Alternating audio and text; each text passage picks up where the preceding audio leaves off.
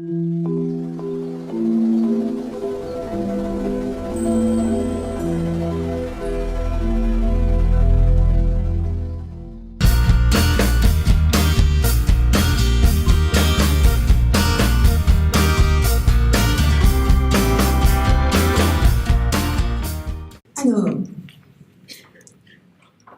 on voit bien pourquoi on a eu quelques nominations quand même cette journée nationale de l'innovation. Parce que on fait un certain nombre de choses qui, mine de rien, ne sont pas si neutres que ça. Donc, moi, ce que je vous propose là maintenant, c'est que sur cette deuxième partie de témoignages, si vous avez des questions à poser aux acteurs ou des remarques à faire ou des précisions à leur demander, on peut se prendre 5 minutes pour le faire. Et puis sinon, peut-être qu'on va pouvoir donner la parole tout de suite après ce petit moment d'échange, à notre grand témoin qui a pris un certain nombre de notes, je l'ai vu, je me suis assise exprès à côté pour le surveiller, qui a pris un certain nombre de notes. Ce que je voudrais vous dire, et c'est la dernière chose que je vous dirais sur la modalité d'organisation de cette demi-journée, c'était qu'on souhaitait donner à lire que finalement, indépendamment du niveau auquel on se trouve, de l'âge des enfants qu'on a en charge, du plus petit jusqu'au plus grand, voire vieux, ce qui va compter, c'est la façon dont on décide de ce qu'on va mettre en place pour lui. Et que ça, finalement, ça pose la mise en cohérence d'un certain nombre de choses. C'est pour ça qu'on vous a proposé ce cheminement. On aurait pu vous proposer autre chose. Il y a d'autres projets dans l'académie. On aura l'occasion de les entendre témoigner à d'autres moments. Parce qu'on a encore beaucoup de travail devant nous et beaucoup d'années pour faire ce travail. Donc on aura l'occasion de rencontrer d'autres projets. Mais ce qu'on voulait montrer, c'est que finalement, aucun des projets présentés n'a dans son titre l'ambition pour les élèves, et pourtant, ils portent tous en eux les leviers pour pouvoir la cultiver. Alors cette ambition, on a commencé ce matin à la questionner, à la poser. Tout à l'heure, Mme Ruzet nous disait, finalement, c'est vrai qu'on ne l'interroge jamais, mais là, ça vaut le coup de s'arrêter pour le faire. Oui, on a commencé à s'arrêter et à le faire, et on va continuer. Voilà. Donc, est-ce que quelqu'un souhaiterait prendre la parole pour interroger ou demander une précision? Personne? Bon, alors Monsieur Bottet. Oui, alors donc excusez-moi. Je voudrais juste vous dire que c'est une première pour moi d'être grand témoin, de la même qualité de haut grand témoin. C'était une forme de divinité. Enfin voilà, j'ai atteint le nirvana, je suis dans les. Ça me fait bizarre de me retrouver dans cette situation-là. Ça m'a forcément obligé à être très très attentif, parce que je ne suis pas toujours, donc ça c'est bien. Je ne sais pas si c'était fait exprès. Mais en tout cas, je voulais vous projeter, mais ce n'est pas très grave, je voulais vous projeter quelque chose en introduction, parce que tout ce que vous avez pu présenter m'a interrogé en fait sur l'ambition de l'école. On a beaucoup parlé de l'ambition des équipes, on a parlé des ambitions des élèves. Et je voulais juste rappeler, à travers le texte du socle, quelle était l'ambition de l'école obligatoire, en fait. On a eu peu de références à ce texte-là pendant les exposés, mais en réalité, il était en permanence derrière tout ce que pouvaient présenter les équipes. Et j'aime à rappeler un certain nombre de choses sur ce que la nation nous a fixé comme objectif, tous collectivement. Et c'est une ambition énorme. C'est une ambition incroyable, puisque c'est une ambition de cohésion sociale. Donc c'est vraiment quand même au cœur même de la vie de la société et au cœur même de la vie de notre pays. On voit aujourd'hui toutes les questions que pose cohésion sociale, et on voit toute l'importance du système éducatif dans cette cohésion sociale. Ce ciment commun que représente l'éducation, c'est une ambition énorme, c'est une ambition majeure pour l'ensemble de notre pays, mais aussi pour toutes les sociétés qui se développent. Donc je voulais rappeler, mais bon, c'est pas très très important, je voulais juste remettre en perspective quand même, avant de vous témoigner de ce que j'ai essayé de ce que j'ai retenu de cette matinée. Alors, pour ceux qui me connaissent, il est difficile d'échapper aux cartes mentales quand on travaille avec Alain Vauté, donc ça c'est bon. La collaboratrice en éducation prioritaire en a fait dure expérience, mais j'ai tendance à essayer de structurer mes idées à travers les cartes mentales. Alors je sais que c'est très personnel, hein, ce ne sera peut-être pas votre structuration de votre matinée, mais moi ce qui m'a vraiment fasciné dans ce que j'ai pu voir, c'est cette idée qui est véritablement centrale dans tout ce que vous avez présenté, puis ça se ressentait aussi dans la façon dont vous l'avez présenté, je ne sais pas si vous serez d'accord avec moi, pour dire qu'il y avait un énorme plaisir à faire ce que vous avez fait, un énorme plaisir à communiquer ce que vous aviez envie de communiquer auprès des élèves et auprès de vos collègues. Donc ça, c'est quelque chose qui se ressent très fortement et qui est à la base même de votre travail et de l'ambition qui apparaît à travers ce plaisir. Et puis, bien évidemment, et ça c'est quelque chose qui est essentiel, c'était la confiance que vous avez pu faire à l'ensemble des acteurs de la communauté éducative, que ce soit les parents, j'ai entendu beaucoup de choses autour des familles, mais aussi la confiance que vous avez mis vers les élèves. Et c'est vrai que on le voit, cette remarque de Catherine tout à l'heure pour dire que on ne veut pas du mal.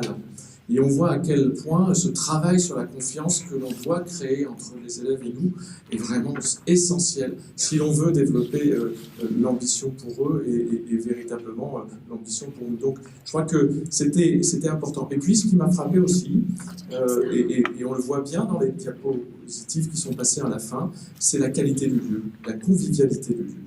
Et vous avez été nombreux à dire, et ça m'a frappé, qu'on ne peut pas développer l'ambition dans un lieu qui n'est pas favorable, qui n'est pas accueillant, qui n'est pas convivial.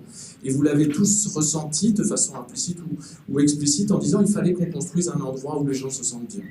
Si on veut être ambitieux, il faut qu'on se sente bien. Et ça a été quasiment la première phrase du premier témoignage et quasiment la dernière phrase du dernier témoignage. Donc on voit que toute cette idée-là sur cette convivialité, elle était très importante. Très importante parce qu'elle créait véritablement une atmosphère, un écosystème dans lequel les élèves et les équipes pouvaient s'épanouir et être ambitieux.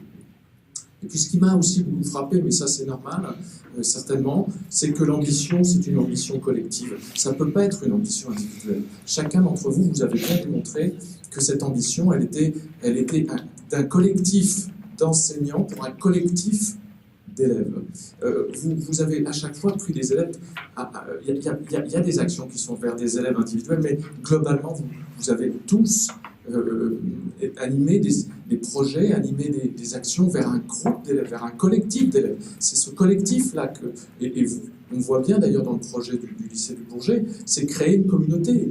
C'est à travers cette communauté qu'on va créer une émulation et une ambition collective. Et j'ai trouvé vraiment passionnant de voir à quel point cette ambition collective professionnelle pouvait s'animer au sein de collectifs d'élèves qu'on a emmenés ensemble vers l'ambition. Donc ça, j'ai été vraiment impressionné. Et puis ce qui m'a aussi beaucoup impressionné, c'est toute la richesse du développement professionnel, des démarches que vous avez mises en œuvre. C'est-à-dire tout ce que vous avez pu apprendre sur votre métier, sur vos gestes professionnels, en même temps que vous essayiez de faire réfléchir les élèves, en même temps que vous avez pu travailler avec d'autres collègues. Et cette richesse-là, on voit bien que c'est pas si facile que ça de le mettre en place aujourd'hui dans notre école. On voit toutes les résistances à ce travail collectif, toutes ces résistances à l'idée qu'on peut créer une intelligence collective bien plus importante que la somme des intelligences individuelles. Et ça, on essaye de le faire aujourd'hui en éducation prioritaire. Et c'est quelque chose qui mettra du temps, mais dont vous êtes, vous, les pionniers, et j'ai envie de dire, vous avez à essaimer, à polliniser sur cette idée qu'à plusieurs, on crée une intelligence qui est bien plus importante que si on reste isolé dans son coin. La rectrice Robin, lorsqu'elle avait accueilli les nouveaux enseignants il y a quelques années, avait dit « Un enseignant brillant dans une équipe pédagogique n'arrivera jamais à faire progresser les élèves. S'il est tout seul, il n'y arrivera pas. » Donc forcément, c'est une approche collective. Et tous, dans tout ce que vous avez présenté, c'était une approche éminemment collective. Ah, ça, c'est... En dehors de ça, et je ne vais pas être trop long, hein, mais ce qui m'a aussi beaucoup frappé, c'est que vous avez appris, nous avons tous appris beaucoup des élèves. On a renversé réellement, et vous avez renversé, un certain nombre de paradigmes. Le paradigme de l'école, c'est que le maître apprend aux élèves. Or là, dans ce que vous nous avez présenté, tous, vous avez beaucoup appris de vos élèves. Donc on est véritablement, à travers cette ambition, à travers l'ambition que vous avez développée, vous avez pu démontrer à quel point on pouvait s'enrichir au contact des élèves. Et qu'il était même très important de les écouter, bien évidemment,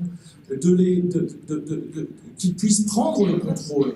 On l'a vu sur l'évaluation dans certaines équipes, comment l'élève prend le contrôle, s'engage, est capable de véritablement devenir l'acteur même, non seulement de ses apprentissages, mais aussi des modalités de cet apprentissage. Et puis l'entraide entre eux, qui est très riche. Et on a vu à travers ce que nous présentait la collègue de l'ESP, comment ce rapport au père, ce rapport aux autres, pouvait être bien plus important parfois que la parole de l'adulte. Et donc c'est quelque chose que je trouve véritablement important dans tout ce que j'ai pu écouter ce matin. En conclusion, j'ai beaucoup appris de vous, j'ai été fasciné par cette énergie que vous dégagez à travers vos projets. Et puis je vous remercie toutes et tous pour cette énergie que vous avez développée au service de la réussite de tous vos élèves. Merci.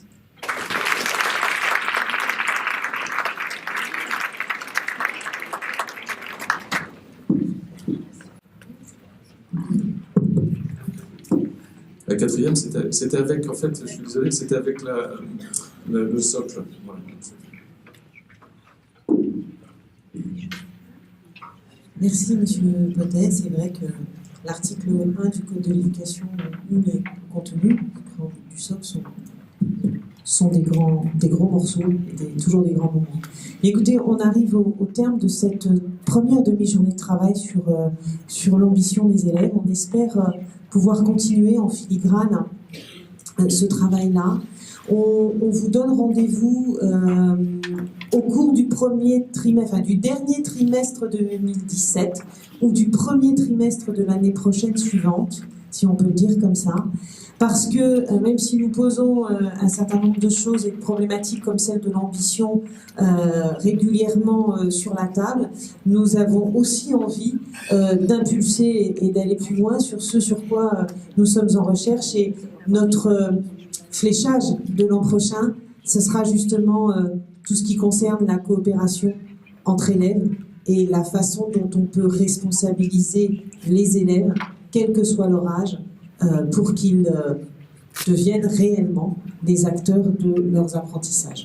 Donc on se retrouvera à cette occasion-là, on reverra comment on travaille à ce niveau-là. En attendant, moi je vous invite à bien surveiller ce qui est sur le site de la CARDI. Vous y trouverez la demi-journée d'aujourd'hui, dès lors que, après quelques nuits sans sommeil, on aura fini les montages de tout ce qu'on a réalisé.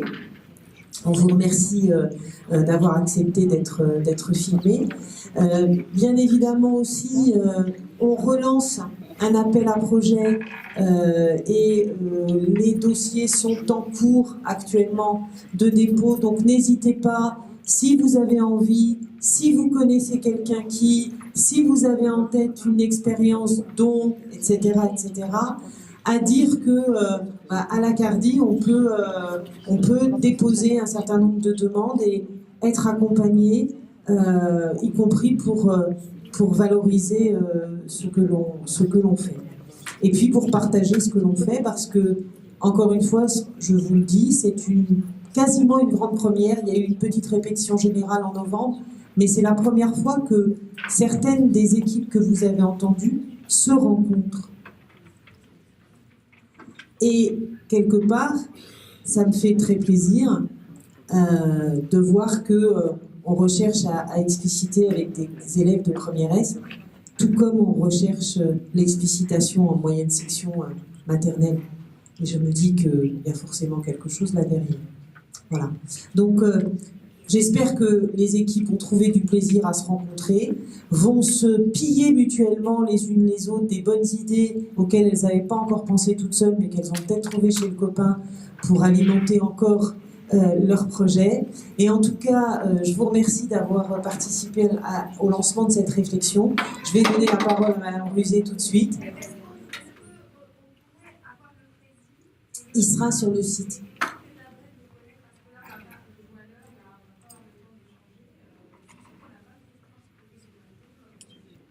Alors, là, on aura sur le site de la CARDI, on aura le compte-rendu de la journée, on aura les vidéos, le prédit, etc.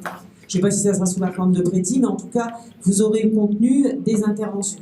Donc, vous aurez les établissements scolaires, puisqu'il y a à chaque fois la présentation voilà, des établissements scolaires. Vous pouvez effectivement, même après coup, même si ce n'est pas aujourd'hui, vous pouvez toujours prendre contact avec n'importe lequel des établissements que vous avez pu voir ou écouter aujourd'hui, il n'y a pas de problème. Voilà. Sinon, la CARDI vous souhaite une bonne continuation, bon courage, bon retour dans vos établissements. La fin de l'année scolaire ne va pas être très simple, mais on va quand même la finir. Et on la finira notamment par le comité de validation des expérimentations. Merci à vous.